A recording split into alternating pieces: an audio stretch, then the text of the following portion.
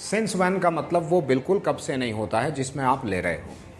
जैसे कोई आपसे कहे कि आप कब से इंग्लिश सीख रहे हो, तो इस कब से की इंग्लिश हाउ लॉन्ग लगनी चाहिए, ठीक है। लेकिन सिंस व्हेन भी बताई जाती है, ये अधूरी मालूमात है। पूरी बात सुनिए। सिंस व्हेन तब होती है कब से की इंग्लिश जब आप तंज के तौर पर, व्यंग के तौर पर, किसी की बात पर यकीन न करने के तौर पर कहते हैं कि अच्छा जी तुम कब से सिंसियर हो गए, ओहो हो you are a sincere student, since when, कब से, इस तरह से। या since when are you a sincere student. तो ये तब इस्तेमाल किया जाता है सिंस व्हेन जब हमें तंजिया तौर पर किसी को कहना हो। जैसे हमें कहना हो कि अच्छा जी किसी को धोखा देना कब से सही हो गया, since when is it right to cheat someone, तब आप सिंस व्हेन का इस्तेमाल करोगे।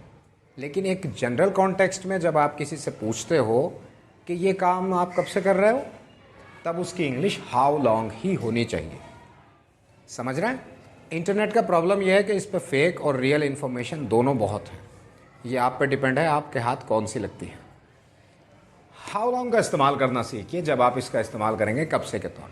सबसे पहले हाउ लॉन्ग, उसके बाद आपको हैज़ या हैव में से कोई एक हेल्पिंग वर्ब सेलेक्ट करनी पड़ेगी अकॉर्डिंग टू सब्जेक्ट जिसके बारे में बात कर रहे हो। ही, शी, कोई नाम, यू, मी, आई, ठीक है ना।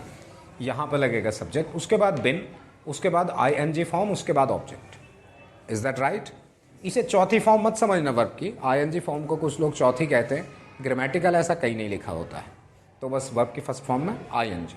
अब देखिए, जैसे मैं आपसे कहूँ कि तुम यहाँ कब से आ रहे हो, या थोड़ा आसान करते हैं, तुम कब से पढ़ रहे हो, तो सबसे पहले मैं लगाऊंगा हाउ लॉन्ग, उसके बाद सब्जेक्ट चूँकि तुम होगा तो मैं लगाऊंगा हैव, हाउ लॉन्ग हैव, उसके बाद you subject, how long have you been studying, reading, कुछ भी। How long have you been reading.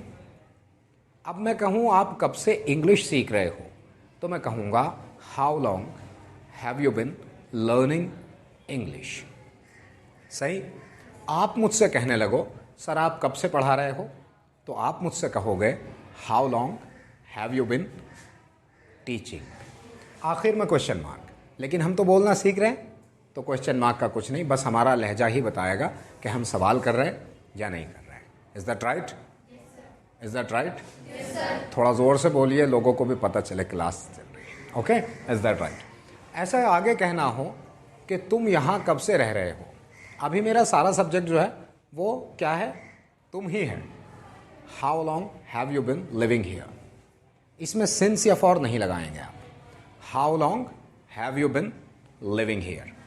देखो हाउ लॉन्ग आया, उसके बाद have you been living here. How long have you been living here. Is that right? अब subject बदल लेते हैं, मान लीजिए ही लगाते हैं, ठीक है। जैसे कहा जाए कि वह कब से काम कर रहा है, वह कब से काम कर रहा है, तब हम इंग्लिश में बोलेंगे हाउ लॉन्ग। अब हैज़ लगाएंगे, how long has he been working. How long has he been working. Is that right? एक ही लगा के एक और सब्जेक्ट पूछते हैं, जैसे हमें कहना हो कि वह कब से सो रहा है। बाज लोग बड़ा लंबा सोते हैं, तो कहेंगे how long has he been sleeping. अब शी लगा के देखते हैं, वह कब से रो रही है। How long has she been weeping. Is that right? Is that any problem? Is there any problem in that to understand this? चलिए अब सिंस व्हेन भी देख लेते हैं। मेरे ख्याल से हाउ लॉन्ग समझ में आ गया कैसे करना। Is that right? इसका जवाब भी सुन लीजिए। जैसे मैं, आप मुझसे पूछो कि how long have you been teaching, तो मेरा जवाब सीधा सा होगा फॉर 16 ईयर्स। छोटा सा जवाब, फॉर 16 ईयर्स, 16 साल से। इतना लंबा जवाब देने की ज़रूरत नहीं है, I have been teaching here for 16 years, क्योंकि बाकी सब तो आपके क्वेश्चन में था ही। बस एक ही चीज़ आपके क्वेश्चन में नहीं थी, क्या?